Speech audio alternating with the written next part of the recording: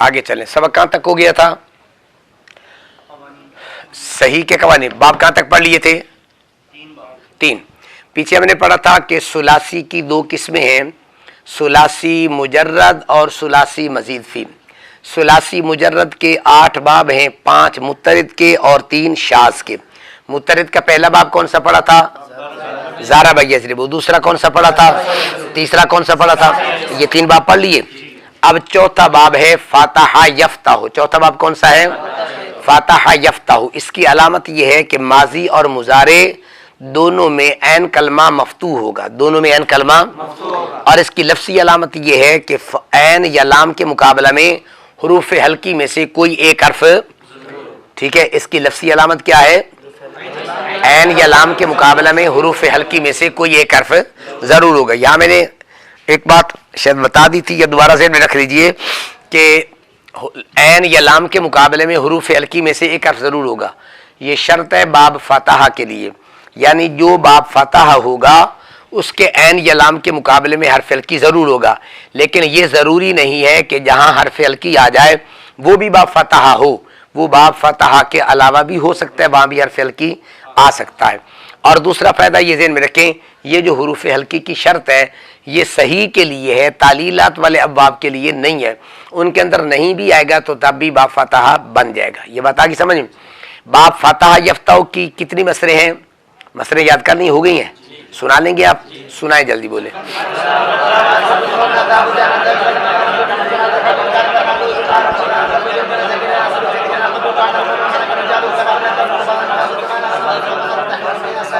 अजीब असम। अब उसके बाद पहली मसला अल फतह से सरफ सगीर पढ़े, आप कैसे आएगी? एक लड़का है فاتح يفتح فتح وفاجر مفوت وفتح فلاك مفتوح علامة الافتاح والنهي عن التفتح والزرف المفتاح والمرض مفتاح مفتاح مفتاح وأقل تفصيل للذكر منه أفتح والمؤنث منه فتحة وفي التعجب وأفتح وأفتح جی آجی گردان اب سارے پڑھے صرف سے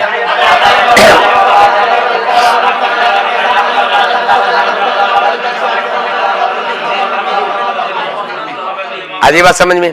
اچھا چوتھا باب آ جائے گا، 5واں باب بھی پڑھ لیں۔ 5واں باب ہے کارو ما یکرمو۔ اس کے پڑھنے سے پہلے چند ایک فائدوں کا جاننا ضروری ہے۔ فائدہ نمبر 1، باب کارو ما یکرمو یہ لازمی استعمال ہوتا ہے، متعدی نہیں آتا، ٹھیک ہے۔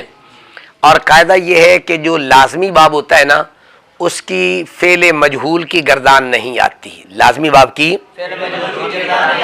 ماضی مجہول، مضارع مجہول، نفی تاکید مجہول، نفی جاز مجہول، امر مجہول، نائی مجہول، یہ فعل کی جتنی بھی مجہول کی گردانیں یہ نہیں آتی ہیں۔ اس میں مفعول بھی چونکہ فعل مجہول سے بنتا ہے لہذا وہ بھی نہیں آتا، اسم فاعل بھی نہیں آتا، اسم فاعل کی جگہ پر صفت مشبہ آتی ہے، چونکہ صفت مشبہ فعل لازمی سے بنتی ہے لہذا وہ آ جائے گی۔ اب اگر فعل مجہول کی گردان نہیں آتی، اگر لانی ہو پڑھنی ہو، اس کا طریقہ یہ ہے کہ اس کے آخر میں ضمیر مجرور متصل بہی یہ لگا دیتے ہیں۔ اب اس کا طریقہ کار یہ ہوگا کہ صیغہ واحد مذکر غائب کا رہے گا، وہ تبدیل نہیں ہوگا، آگے ضمیر بدلتی جائے گی۔ اب ضمیریں پڑھنے سے پہلے ضمیریں یاد کر لیں۔ ضمیر مجرور متصل یاد ہے آپ کو؟ بہی، بہما، پڑھنے کیسے آتی ہے؟ آجائے بات سمجھ میں؟ تو جب بھی مجہول کی گردان پڑھنی ہو تو چونکہ با جو ہے نا یہ آتی ہے تعدیت کے لیے، یعنی فعل لازمی کو متعدی بنا دیتی ہے، اس لیے لازمی سے مجہول کی گردان پڑھنی ہو تو بہی لگاتے ہیں، جس سے یہ کیا ہو جاتا ہے متعدی ہو جاتا ہے، پھر مجہول کی گردان آ جاتی ہے۔ آگے بات سمجھ میں؟ اچھا اسم فاعل کی جگہ پر کیا پڑھنا ہے؟ صفت مشبہ۔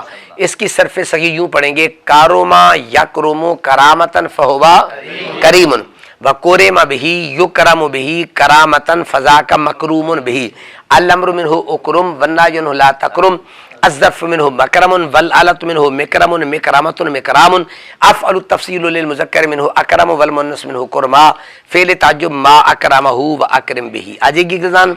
آج باب فاتح یفتح اور باب کارو یکرمو ان کی صغیرے کبیرے تمام مصادر کی اچھے طریقے سے یاد کر کے آئیں۔ یہ بات آگے سمجھیں؟ لو جی باب کے لحاظ سے ہمارا سبق مکمل ہوگی۔ اب اس کے بعد تھے قواعد کے لحاظ سے۔ قواعد کے لحاظ سے کتنے ہو گئے تھے؟ 13۔ ہاں جی صحیح کے بعد کون سا قاعدہ تھا صحیح کا آخری جو پڑھا؟ نون تنوین، نون ساکن والا، یہ پڑھا تھا نا؟ ہاں جی اب آگے یہ ظرف کا قاعدہ ہے، یہ ذرا تھوڑا سا مشکل ہے، اس کو اچھے طریقے سے آپ نے یاد کرنا، ٹھیک ہے؟ کتنے ہو گئے پہلے قاعدے؟ قاعدہ نمبر 14، اس کا قاعدے کا نام ہے اس میں ظرف والا قانون۔ کیا نام ہے؟ قاعدہ یہ ہے ظرف یفعل از ابواب صحیح ثلاثی مجرد، کہتے ہیں اس میں ظرف یفعل سے مراد یعنی وہ گردان جس کا مضارع مکسور العین آتا ہے صحیح ثلاثی مجرد سے، یعنی یہ ثلاثی مزید فی کی بات نہیں ہے، چونکہ ثلاثی مزید فی کے اندر اس میں ظرف اس میں مفعول کے وزن پر آتا ہے، اس لیے یہ کس کی بات ہے؟ ثلاثی مجرد کی۔ محموز اجوف مثال، کتنی چیزیں ہوں گی؟ 4 چیزیں۔ نمبر 1 صحیح ثلاثی مجرد، نمبر 2 محموز، نمبر 3 اجوف، نمبر 4 مثال۔ اب اس کے بعد لکھا ہے مطلقاً۔ میں نے آپ کو پہلے بتایا تھا کہ مطلقاً کا لفظ جب بھی صرف کے اندر آئے گا نا، ہر جگہ پر اس کا معنی مختلف ہوگا۔ یا مطلقاً سے مراد کیا ہے؟ یعنی عام ہے، مکسور العین ہو مثال اجوف سے، چاہے مضموم العین ہو یا مفتوح العین ہو، واوی ہو یا یائی ہو، اس کا اس میں ظرف مفعل کے وزن پر آئے گا۔ قاعدے کا ایک حصہ، ایک شق ختم ہو گئی، اس کی 2 جزء ہیں، 2 شقیں ہیں۔ قاعدہ کیا ہے؟ اس میں ظرف یفعل سے مراد کیا ہے؟ یعنی وہ مضارع جو مکسور العین ہے صحیح ثلاثی مجرد سے، محموز، آگے سمجھ، نیچے لکھا ہوا ہوگا یہ سارا آپ دیکھ لینا کیا لکھا ہوا ہے محموز کے نیچے۔ عام ہے، محموز الفا ہو، محموز العین ہو، محموز اللام ہو۔ اجوف اس کے نیچے بھی لکھا ہوگا عام ہے، اجوف واوی ہو یا یائی، مثال بھی عام ہے، واوی ہو یا یائی، مکسور العین ہو یا مضموم العین، اس کا اس میں ظرف کس وزن پر آئے گا؟ مفعل کے وزن پر آئے گا۔ اب اس کے بعد بغیر یفعل، غیر یفعل سے مراد ہے 2 صورتیں، چاہے مضارع مفتوح العین ہو یا مضموم العین ہو۔ آگے ناقص، لفیف، مضاف، یہ بھی 4 وہ بھی 4، ٹھیک ہے نا؟ ناقص، لفیف، مضاف 4 یہ، اور غیر یفعل، تو ان 4 میں کہتے ہیں کیا ہوگا؟ اس میں ظرف مفعل کے وزن پر آئے گا۔ کس وزن پر آئے گا؟ مفعل کے وزن پر آئے گا۔ یہ بتا گی سمجھ میں؟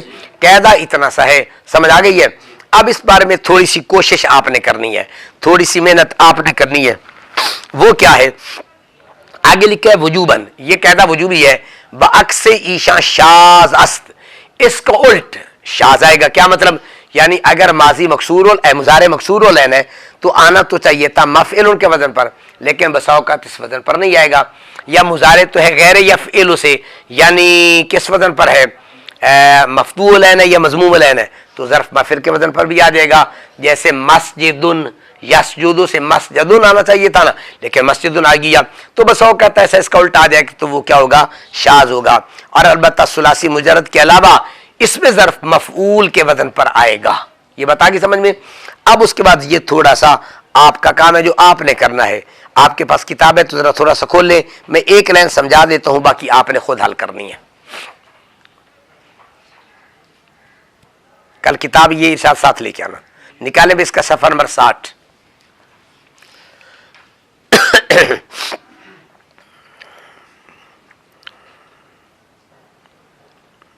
نکال لیا؟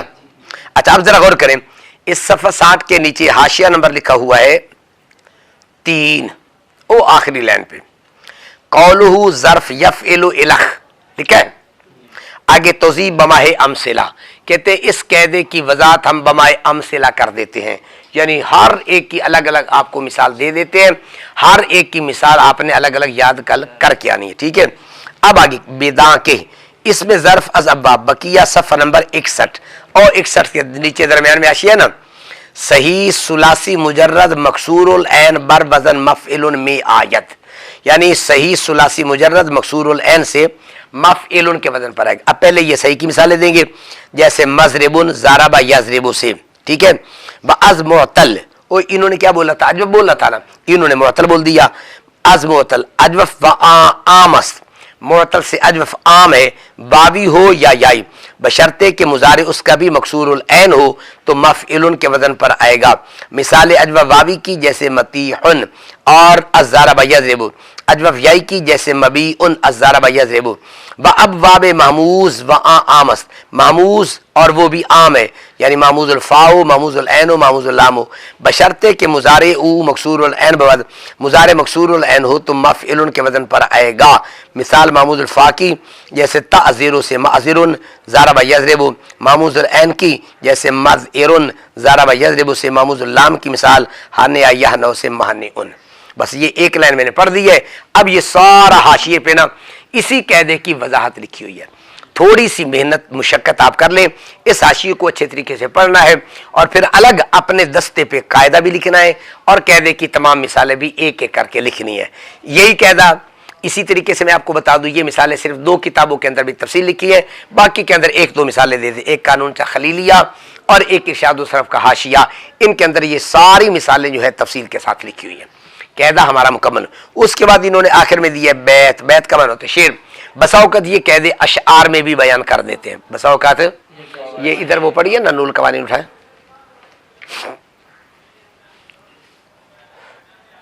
اچھا اب اگر کبھی اتفاق ہو نا دیکھنے کا تو یہ دیکھیں، یہ پورے اشعار لکھے ہوئے ہیں.